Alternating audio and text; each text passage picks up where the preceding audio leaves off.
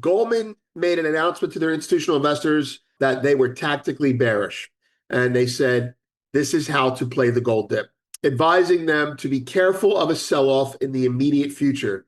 They advised buying some puts now to protect against short-term drops and keep them positioned for the run to 3,700 they expect by year-end and 4,000 by the first half of 2026.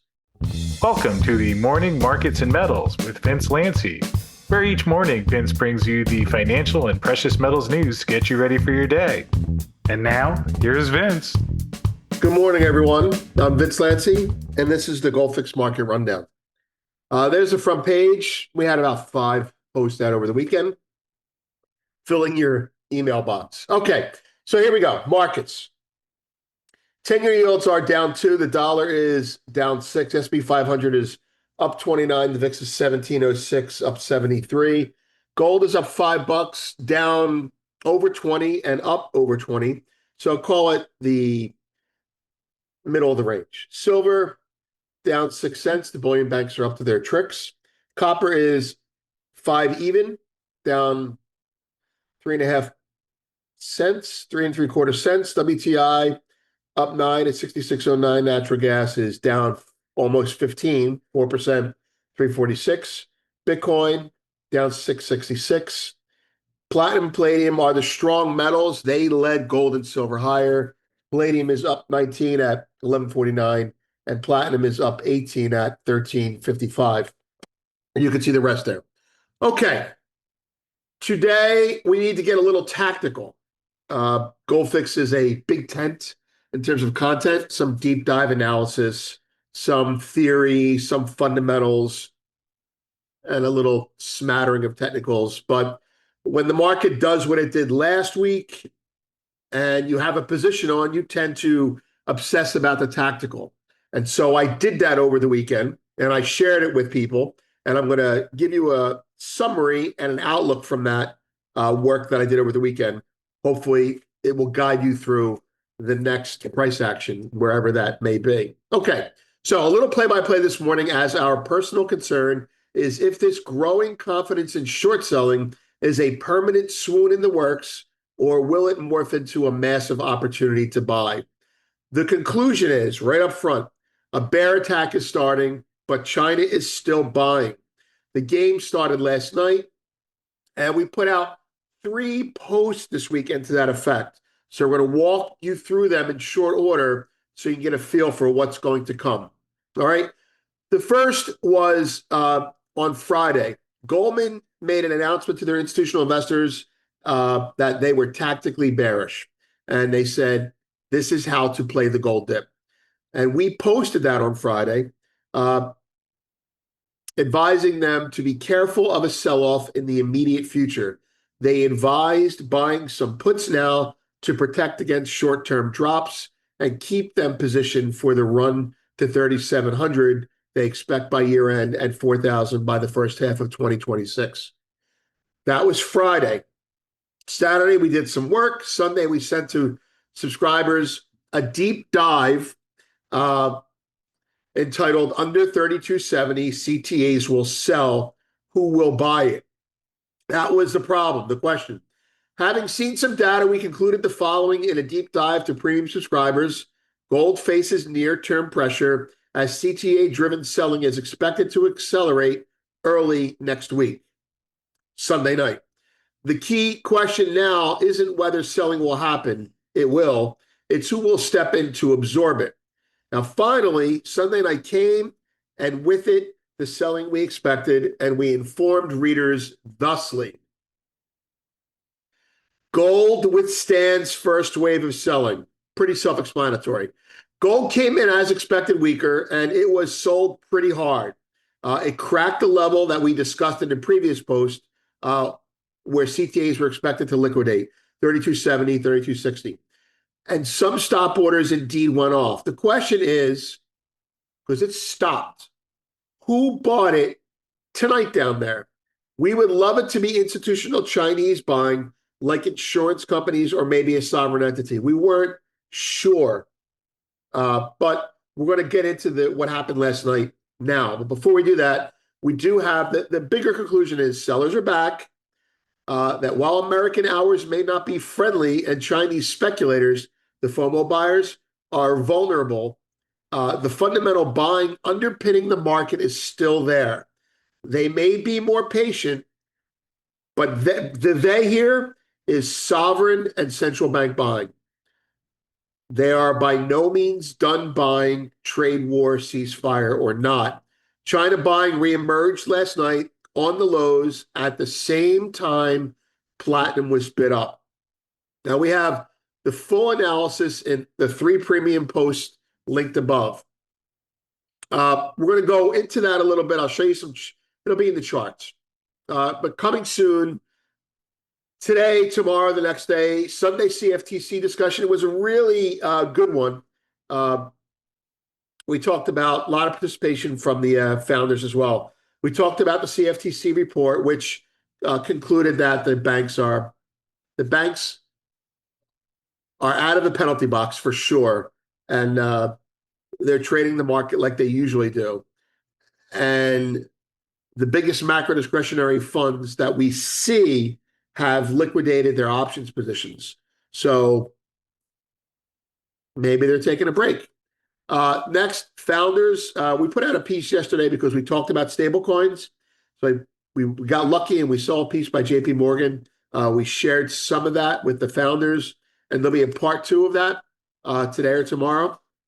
And finally, Trump. Donald Trump's plan A was to cut spending that we don't need, Doge and what have you, and take that money and spend it on what we do need. Admirable, a good idea. And in between, he'd have to borrow a little bit more money because we are retooling our industry, retooling manufacturing. Now, if that fails, and I promise you, I'm not happy about it, but I promise you he will not get it done to the level that he wants to get it done. If he gets some of it done, I'm happy. But as that fails, I have made it clear that Donald Trump will revert to the plan B. And the plan B is weaken the dollar. Keep what we can export cheap, cut more bilateral deals using the weaker dollar, and beg, borrow, and steal to make America great again. That's bullish for gold. That's it. Just there's no way around it. That's just pure spending inflation. The weaker dollar, we're seeing that manifested. As Plan B becomes Plan A, there's another piece to this. If he cannot have his way in cutting spending, Doge was like, nobody wants to stop spending, right? No congressman or politician wants to stop spending once they start spending. So that didn't get everything it wanted to get done. If Powell won't cut rates on the monetary side, at least not as quickly as Trump wants him to, then he must spend. So we go from frugal, trying to cut spending, to shit, if I'm not going to get lower rates, then I've got to spend more. So it's not straight up stimulus, here's $600. That's fiscal spending. But it's fiscal spending. He's going to spend more. Because the only way to get us out of this, if we can't cut spending and at the same time grow the economy internally, is to grow the economy by spending. So it's kind of like you're halfway through hell, keep going. And I think that's a really important part. And the reason I'm spending so much time on this is because in 2016, when Trump was elected, I wrote a piece, a ghostwritten piece for Kitco. And the title was Trump will spend like a drunken sailor. And he did, but he wasn't that drunk. He wasn't horrible. But now I think we could get the Trump spending like a drunken sailor. Love him, hate him, I don't care. It's just going to make gold go up and the dollar go down. And it really could fix the economy. Spend money to make money. That's it. And much more. Let's go to the charts and I'll give you an idea what we're looking at here. All right. So this is the gold chart. I kind of squished it in there. Now you may remember I had 3 lines, 1, 2, 3. And these lines go way back to here. This is when I first identified China buying, and the banks that were long options were buying. They were just making a ton of money scalping gamma. And I was actually started here, and I said, this is the bottom line. And then it got below my level, and I thought it was the end of the world. I was like, oh shit, China's done buying at this level. Where's their next level? Well, someone bought it here. And I went, okay, that's good. And the market went back up, and we had a couple big ranges again. Now it got to the top. These lines just work. And so, having forgotten about these lines, I'm looking at my chart over the weekend, and that's not up.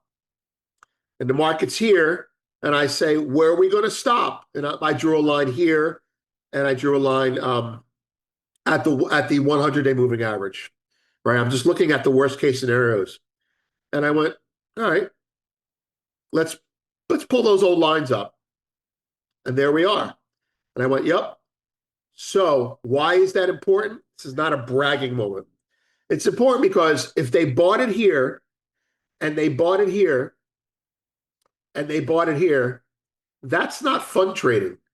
That's sovereign buying. Either it's a PBOC buyer, or it's a Chinese wealth fund buyer, or it's an insurance company buyer. And all this buying came in during their hours.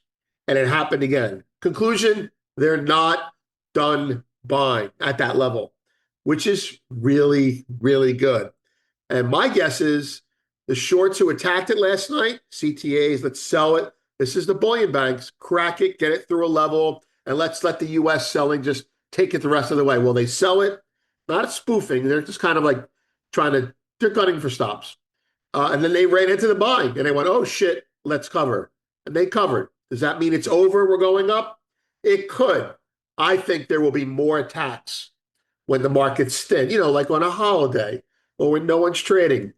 But we'll see. I'm encouraged. Now, if it cracks here, then I have to look at this and say, well, what the hell is going to happen here? And so you're in the wilderness and you're trying to figure something out. And then I put up poly trends, which might be a little bit hard to see here, but the most important line underneath is this line.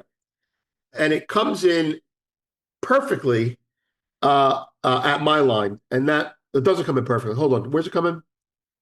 Oh, shit. It does come in perfectly. 32, 37, 88. So that's Sumo's product. I like it a lot. He ends up, what happens is it'll draw supports and resistance lines. It's basically trend-based. And frequently, his most important lines line up with my most important lines. And everything inside I'm working on. That's it. I'm comfortable saying that they will sell it again. They will sell probably multiple more times, but I'm not going to call it a fish hook. I'm just going to say, watch for this market to keep making lower lows on lighter volume. And you'd say you look at a MACD and you don't get a lower low in the MACD. That'll be the level to go up. But if it cracks this level, then all bets are off. One more thing. We got an 8 and 9, which is a time to market indicator. And that says that we're oversold. So we should go sideways or higher for the next day or two. Knock on wood. I'm Vince. Have a great day. Well, thanks for watching this morning's Markets and Metals with Vince Lanci. We sure appreciate you tuning in and starting your day with us here. Hope you enjoyed the show, and we'll see you again tomorrow. Please note that this video is not intended as legal licensed financial trading advice and is to be used for informational purposes only. Please contact your financial advisor before making any decisions, and thanks for watching.